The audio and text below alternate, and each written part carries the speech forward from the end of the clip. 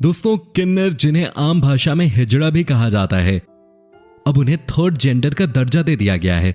लेकिन दोस्तों, सामाजिक दृष्टिकोण से अभी तक उन्हें ऐसा सम्मान नहीं मिलता जैसा कि बाकी दोनों जेंडर्स को मिलते हैं, यानी कि लेडीज और जेंट्स को, और उनके साथ उचित व्यवहार भी नहीं किया जाता।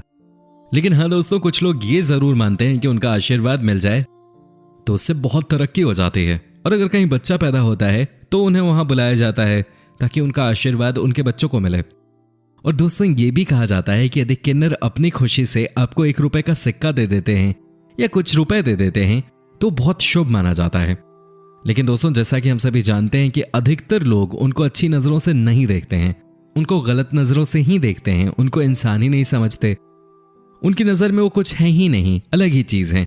और दोस्तों, ज्यादातर यही होता है कि किन्नरों को कोई काम नहीं देना चाहता, और ऐसे में उनका एक ही काम होता है, वो आपसे पैसे लेकर अपना गुजारा करते हैं। इसमें कोई गलत बात भी नहीं है, ये हम भी समझते हैं।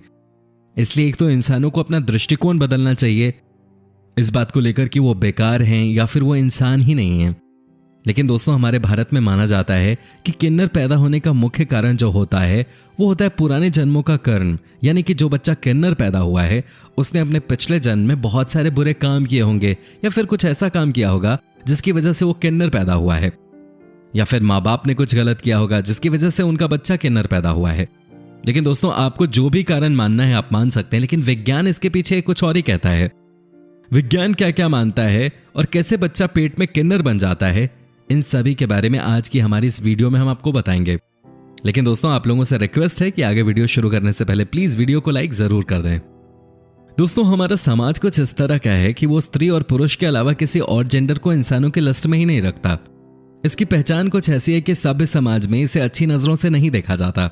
लेकिन मानो या ना मानो, ये तीसरा जेंडर यानी किन्नर भी हमारे समाज का हिस्सा है, और आज के समय में किन्नरों को थर्ड जेंडर के नाम से जाना जाता है। लेकिन क्या आप जानते हैं कि गर्भ में पल रहा बच्चा कब और कैसे किन्नर का रूप ले लेता है?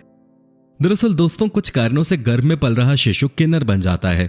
प्रेगनेंसी के पहले 3 महीने के दौरान बच्चे के जेंडर का निर्धारण होता है कि वो लड़का होगा या लड़की। लेकिन अगर कोई महिला इस दौरान खराब खानपान, हार्मोनल प्रॉब्लम या किसी दुर्घटना का शिकार होती है तो गर्भ में पल रहे शिशु में स्त्री या पुरुष की जगह दोनों ही जेंडर के ऑर्गन्स और गुण आ जाते हैं, और इसी वजह से प्रेगनेंसी के पहले 3 महीने में ज्यादा सावधानी बरतने की हिदायत दी जाती है।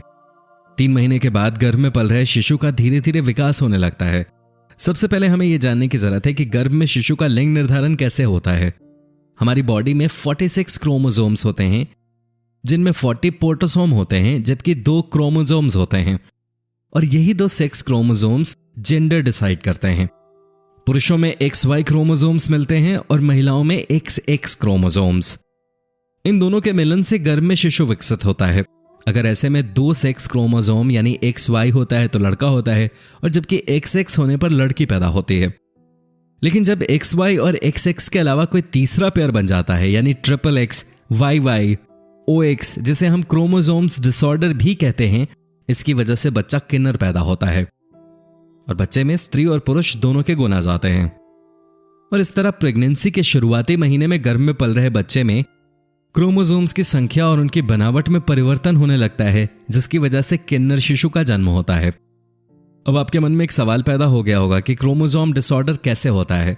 हम आपको बता दें कि अगर प्रेग्नेंट महिला किसी बीमारी से पीड़ित हो जाती है, और बीमारी कोई भी हो सकती है जिसका प्रभाव भी शिशु पर पड़ता है, या फिर शुरुआती 3 महीने में महिला को तेज बुखार आ जाए और वो दवा का हेवी डोज ले लेती है, तो उससे भी थर्ड जेंडर बनने के चांसेस बढ़ जाते हैं। या फिर प्रेगनेंसी के दौरान खराब भोजन करने या खास किस्म के केमिकल से तैयार फ्रूट या वेजिटेबल्स का सेवन करने से भी इस तरह की संभावना बढ़ जाती है। प्रेगनेंसी के शुरुआती स्टेज में एक्सीडेंट या कोई बड़ी चोट लगने की वजह से भी शिशु पर बुरा प्रभाव पड़ता है, और इस तरह से बच्चे के ऑर्गन्स पर भी बहुत गहरा प्रभाव पड़ता है।